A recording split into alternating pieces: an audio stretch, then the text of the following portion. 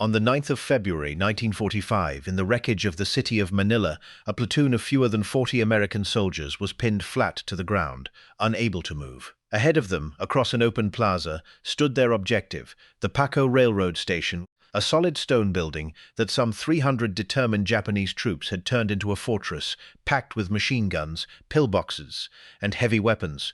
The platoon had tried to rush it across the open, and had been stopped cold, 100 yards short, by a wall of fire. And then 2 men in that pinned-down platoon, 2 privates, looked at the impossible ground ahead and decided not to wait. On their own initiative, without orders, Cleto Rodriguez and his friend John Reese got up and went forward, the 2 of them, alone, toward 300 dug-in Japanese. Think about what that looked like from inside the station. The Japanese defenders had every advantage: a stone building, prepared firing positions, heavy weapons, and roughly 300 men. Against an American platoon they had already stopped in its tracks and left lying in the open. From behind those walls the battle was theirs. They had no reason to expect that the next threat would come not from a fresh company or a tank, but from just 2 riflemen crawling and darting forward across the rubble on their own. That is the strange, almost unbelievable heart of this story. The thing that would ultimately break a 300-man strongpoint was 2 ordinary privates who simply refused to stay pinned down while their objectives sat there killing their friends. What the Japanese in that station were about to meet was not an army. It was 2 men who would not stop. Rodriguez and Reese worked their way forward under constant fire until they reached a house about 60 yards from the station, close enough to see the enemy positions clearly and close enough for the enemy to see them. And there, out ahead of their whole platoon, exposed and outnumbered beyond reason, the 2 men set up and went to work. For a full hour they held that spot, under the constant observation of the Japanese in the station, firing at every target that showed itself. Rodriguez carried a Browning automatic rifle, a heavy, fast-firing weapon that 1 man could use to do the work of a whole squad. And between his Bayar and Reese's fire, the 2 of them killed more than 35 Japanese soldiers in that first hour alone, and wounded many more. 2 men, 1 house, 60 yards out, holding against a fortress. And then the fight got bigger. From their exposed forward position, Rodriguez and Reese spotted a group of Japanese reinforcements moving up, trying to reach the pillboxes and man the emplacements that could have wiped out the pinned-down American platoon behind them. The 2 men opened fire on them in the open and killed more than 40 of them and stopped the rest so that those pillboxes were never manned. Stop and hold that number. In a single forward position, 2 soldiers had now cut down more than 75 of the enemy and broken up a reinforcement of the strongpoint they were supposedly too weak to touch. But they were not finished. They had come to take the station, and the station was still firing. Please take a moment to subscribe to the channel and to give this video a like and stay with us all the way to the end. So the 2 of them moved closer still, advancing to within about 20 yards of the station itself, right up against the enemy stronghold, with the fire growing more intense the nearer they got. And there, at the very doorstep of a building held by hundreds of the enemy, Cleto Rodriguez did something that should not have been survivable. He charged the station, closing the last distance under fire. He got up to the building and hurled 5 grenades, one after another, through the doorway into the enemy inside, killing 7 Japanese soldiers and destroying one of the 20 ultimative guns that had been tearing up his platoon. 2 men had not only pinned a 300-man garrison in place and slaughtered its reinforcements, one of them had just carried the fight to the enemy's own doorway and thrown it inside.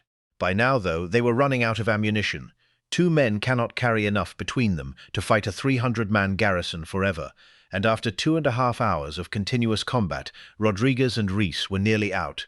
So they made the hard, disciplined decision that the fight for now was over, and they began to withdraw, back across that deadly open ground toward the American lines.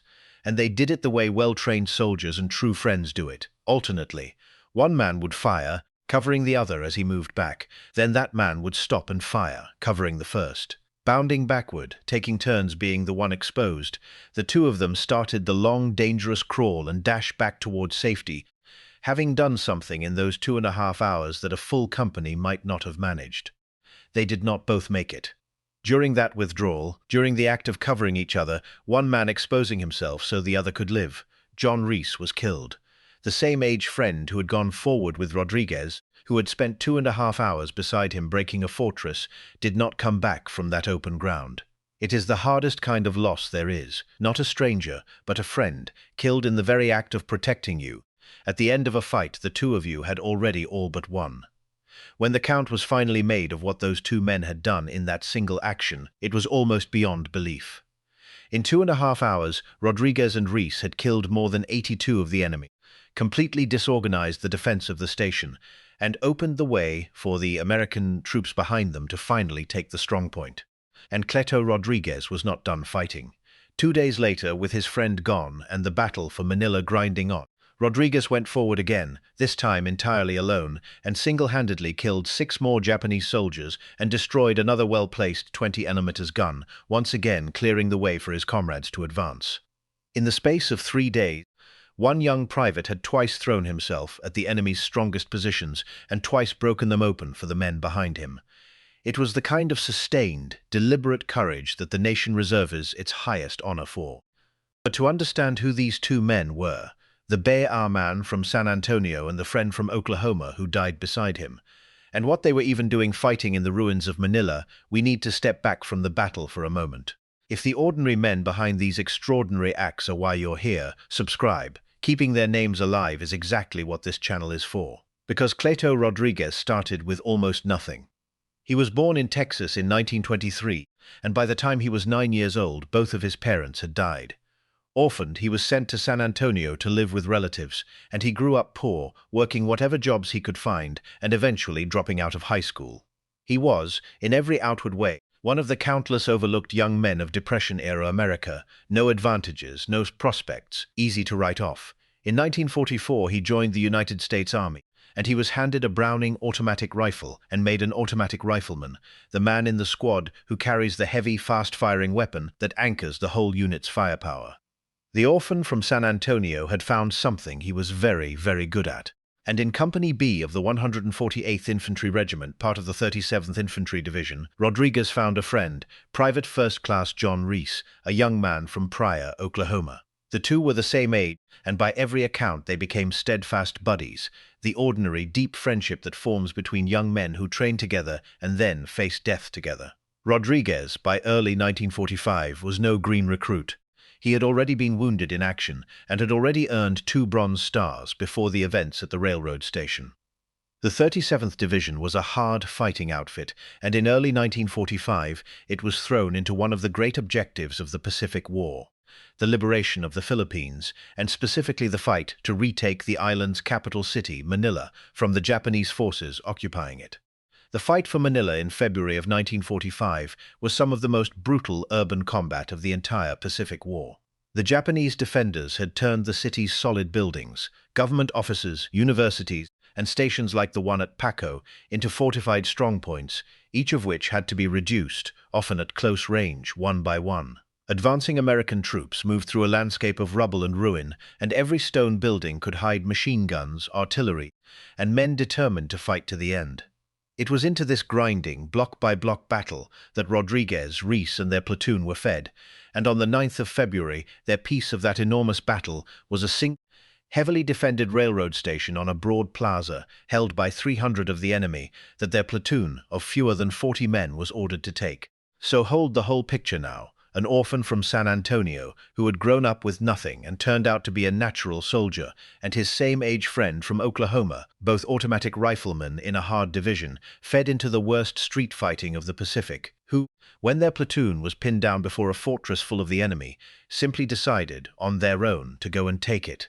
Knowing where Rodriguez came from makes what he did clearer, not smaller. Nothing in the life of that overlooked orphan had promised the Medal of Honor.